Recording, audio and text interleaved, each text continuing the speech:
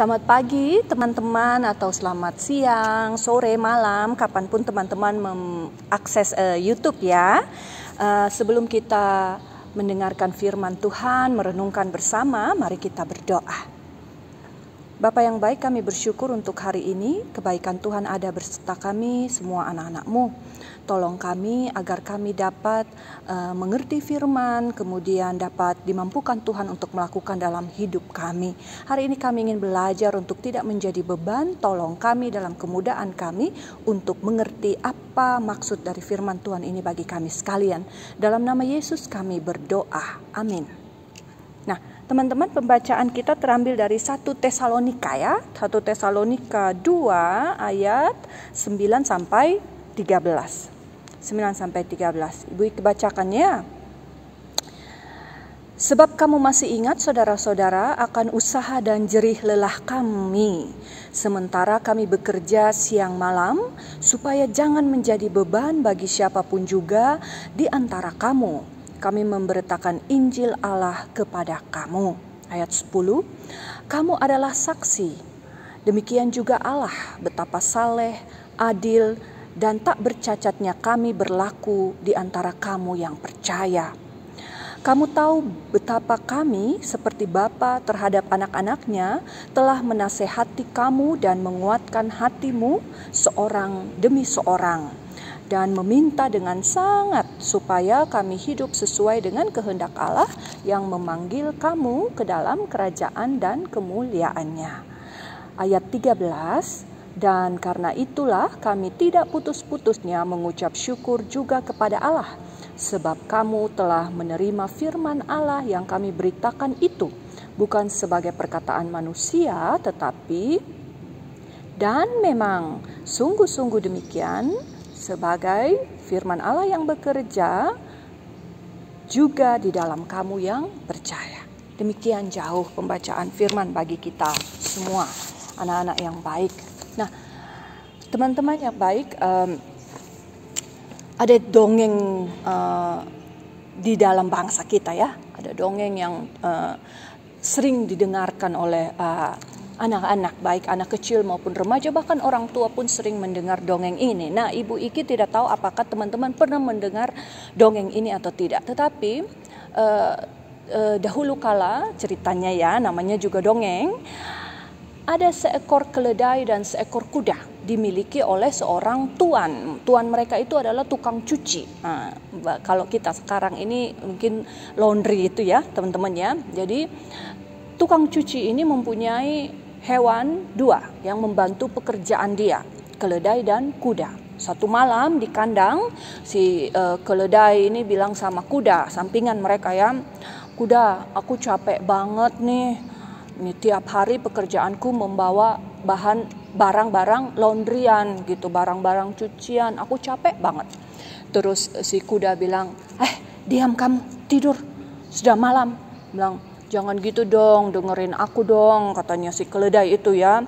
Bantuin kek, dia bilang gitu ya. Kuda bilang, oh no, tugas saya adalah membantu memuat ya, itu tuannya untuk didiak gitu loh. Jadi tuan ini mengendarai si kuda. Jadi kalau untuk yang laundry, maaf deh, saya nggak bisa. Saya tugasnya juga cuma membawa tuan, dia bilang begitu.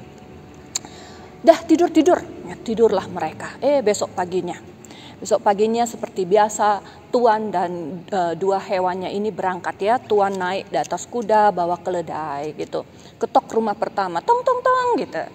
Bu, ada cucian. Wah, kebetulan kamu datang, katanya gitu. Anak saya dan istrinya pulang dari kota. Nih cucian agak banyak nih. Maaf ya, gak apa-apa bu, besok ya. Gitu. Taruh di atas keledai. Ke rumah sebelahnya, tok gitu. Bapak, ada laundryan gak? Waduh, cucu-cucu saya datang mengunjungi saya. Gitu ya. Cucian agak banyak nih, tolongin ya. Gak apa-apa pak. Ambil, taruh di atas keledai. Ke rumah berikutnya lagi, tak, bu, ada laundryan gak? Wah, saya baru habis membersihkan rumah, baru selesai, semua gorden, kain pintu, kain semuanya lah, taplak meja. Tolong ya, cuciin ya, maaf nih agak banyak dari biasanya, gak apa-apa bu. Ada gitu ya.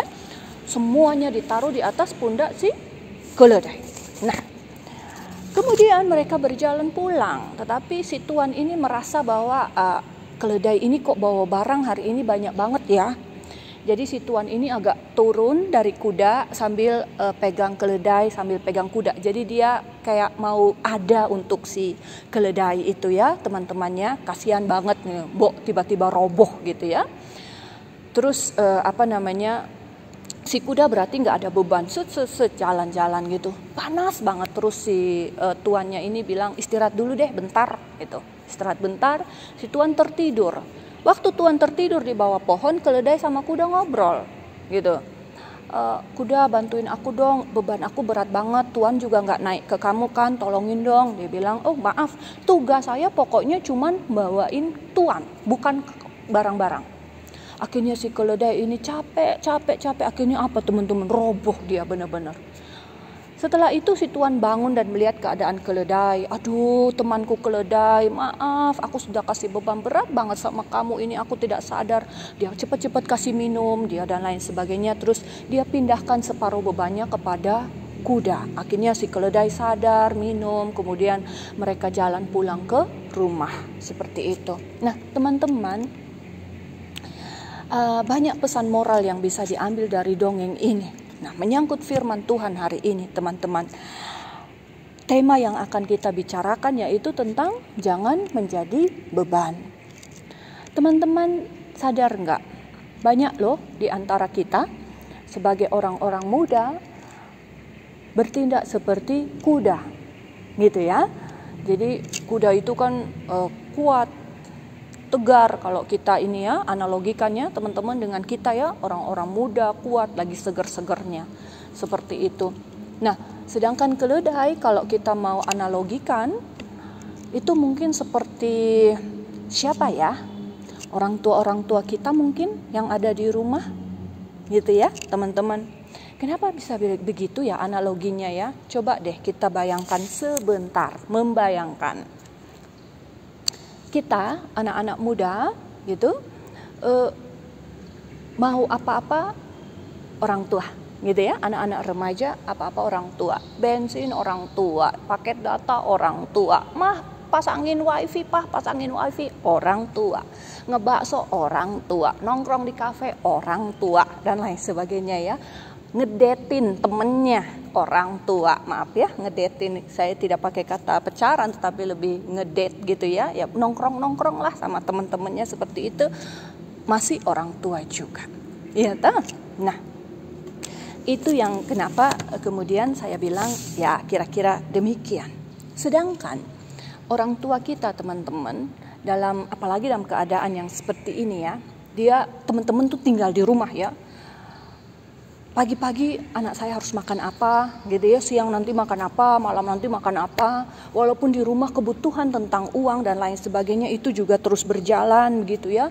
Belum lagi aduh anakku ini udah mulai stres ya, kita mau bikin ngapain ya biar anak-anak gak terlalu stres gitu ya, mikir lagi itu dan lain sebagainya. Terus teman-teman kalau orang tua kita itu mempunyai cicilan dan lain sebagainya untuk sekolah kita, untuk keberhasilan kesuksesan keluarga kita dengan usaha dan lain sebagainya, mikir itu lagi. Belum lagi teman-teman dealing lagi, oh anakku si Iki karakternya begini, anakku si siapa lagi ya, Surti karakternya begini, aduh suamiku karakternya begini, papa kita juga gitu, istriku karakternya begini, anakku nomor 1 gini, anakku nomor 2 gini. Jadi dari masalah uang, masalah psikologis, masalah karakter, masalah semua teman-teman. Nah kita taruh terus kepada mereka. Nah sedangkan kita banyak kali pokoknya aku kerjaannya ini mau belajar sinau toh. Nah setelah itu aku nggak mau terlibat dengan apa-apa, itu bukan bagianku dan lain sebagainya. Firman Tuhan hari ini mau kasih ingat kita teman-teman, Rasul Paulus mengerjakan pekerjaan misi mewartakan firman Tuhan teman-teman. Ingat bahwa dia tinggal bersama dengan keluarga Priscilla dan Aquila Ya, teman-teman, apakah dia menjadi beban untuk mereka? Tidak sama sekali, teman-teman. Dia tinggal di sana, bekerja bersama mereka, menjadi tukang tenda, mencari makan untuk dirinya sendiri, kemudian untuk mensupport pelayanan dan lain sebagainya, seperti itu. Jadi bukan karena mereka mentang-mentang rasul dia dapat servis yang bagus gitu ya, dan tidak mau ngapa-ngapain seperti itu. Dia memberikan contoh yang sangat-sangat baik di dalam teks suci kita hari ini. Oleh karena itu dia ingin mengajak kita. Dia juga bilang, ingat, dari cara bekerja, dari tidak malas, dari tidak mengharapkan bantuan orang dengan gampang, lain sebagainya, itu sudah saya contohkan. Dia bilang, kamu juga lihat saya berlaku adil, penuh kasih dan lain sebagainya, itu juga saya contohkan. Mari belajar kepada saya, seperti itu ya teman-temannya. Nah, kita sekarang, oh Bu, saya kan bukan rasul, saya kan bukan pendeta, saya kan bukan penginjil dan lain sebagainya. Ya. Nah, apa yang bisa kita buat sebagai orang-orang muda agar kita tidak menjadi tanda kutip beban? Karena Ibu Iki yakin sebenarnya kita itu bukan beban di dalam keluarga, karena orang tua dan keluarga itu mengasihi kita apa adanya. Ya, tetapi bagaimana beban tanda kutip loh ya teman-teman, ini bisa kita ringankan kepada keluarga, orang tua kita, saudara-saudara kita, dan atau dalam komunitas kita bergereja, teman-teman. Orang tua sudah susah payah di bagiannya, yuk kita caranya meringankan bagaimana, gitu ya. Teman-teman yang mempersiapkan ibadah susah payah seperti apa, yuk kita meringankan beban mereka dengan cara yang seperti apa. Menjadi viewer yang baik dan setia itu cukup mengobati teman-teman loh, gitu ya, atas usaha mereka dihargai dan lain sebagainya. Bangun pagi-pagi, Bu, Bapak, apa yang bisa saya bantu untuk setelah saya belajar nanti, itu sangat membantu orang tua. Kita mungkin nggak bisa kasih uang nih, Mama tambahin deh buat kekurangan ekonomi kita, nggak bisa kita seperti itu, iya toh. Tetapi berlaku adil, penuh kasih, ramah, kemudian ringan tangan dalam membantu pekerjaan-pekerjaan dalam rumah, tidak menjadi beban untuk teman-teman di sekitar kita dan lain, justru memberi dampak yang positif. Itu sangat-sangat dianjurkan oleh Rasul Paulus. Nah, teman-teman, Ibu Iki sampai di sini. Tugas teman-teman berikutnya adalah merenungkan firman ini jauh lebih dalam sesuai dengan konteks pribadi teman-teman masing-masing. Ya, temukanlah firman Tuhan di sana, bagaimana firman ini datang kepada teman-teman, terima dengan sukacita, bertumbuh, berbuah, berubah ke arah yang lebih baik. Tuhan memberkati kita semua. Sampai jumpa lagi dalam perenungan berikutnya. Mari kita berdoa. Bapa yang baik, kami bersyukur untuk kebaikan Tuhan dalam waktu perenungan firman. Ya Allah, dalam keterbatasan kami sebagai orang-orang yang masih muda, anak-anak remaja, mungkin kami tidak sanggup untuk mencerna firman-Mu dengan baik. Atau mungkin ada di antara kami yang benar-benar mengerti firman ini benar-benar nyata di dalam kehidupan kami, tetapi kami tidak mau berubah. Dan atau sulit untuk berubah karena kami nyaman dengan pilihan kami selama ini. Ya Bapa, apapun motivasi yang ada dalam hati kami ya Tuhan, kiranya Engkau menjamah hati kami untuk kami menjadi anak-anak remaja Tuhan yang memberi dampak yang baik. Kemudian juga dimanapun kami berada, kami tidak menjadi beban, tetapi justru orang lain mendapatkan sukacita dari kehadiran kami di mana saja kami berada, baik di keluarga, baik dalam pergaulan, baik itu di dalam komunitas gereja. Tuhan Yesus kiranya memberkati kami dalam masa pertumbuhan kami, agar semakin hari kami dikuatkan, dididik untuk menjadi anak-anak Tuhan yang jauh-jauh lebih takut akan Tuhan lagi. Dalam nama Yesus kami berdoa. Amin.